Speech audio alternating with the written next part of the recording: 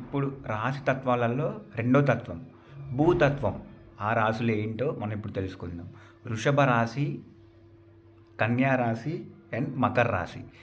ఈ 3 రాశులు వచ్చేసి భూతత్వపు రాశులు. ఎర్తీ నేచర్ ఉంటుంది. బాధనైనా, ప్రేమనైనా, కోపాన్నైనా, దేన్నైనా లోపల హార్ట్లో పెట్టుకొని వాళ్ళే బయటికి నవ్వుకుంటూ ప్రేమని చూపించే నేచర్ ఎక్కువ ఉంటుంది అన్నమాట.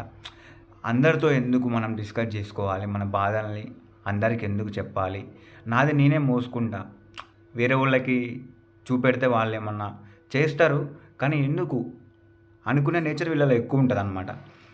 ఏదైనా వాళ్ళే సాల్వ్ చేసుకుందాం, నాది నేను సాల్వ్ చేసుకోగలను అని ఎక్కువ మందితో షేర్ చేసుకోవడానికి ఇష్టపడరు. చేసేసుకుంటారు ఇలా ప్రాబ్లమ్స్ని చెప్పుకుంటారు కానీ ఎక్కువ మందితో చెప్పుకునే నేచర్ వీళ్ళకు ఉండదు. ఏదైనా నిదానంగా కూల్గా ఒక పద్ధతి ప్రకారం వెళ్ళాలనుకుంటారు. హ్యాపీనెస్ని అందరితో షేర్ చేసుకుంటారు. బాధను ఎక్కువ మందితో షేర్ చేసుకోవడానికి వీళ్ళు ఇష్టపడరు. వీళ్ళ నేచర్ అలా ఉంటుంది. వీళ్ళ క్యారెక్టరిస్టిక్స్ కూడా ఓకే సెట్ అవుతాయి. ఏంటి అంటే మీకు ఇంపార్టెంట్ అనిపించిన వ్యక్తులతో షేర్ చేసుకోండి, అందరితో వద్దు.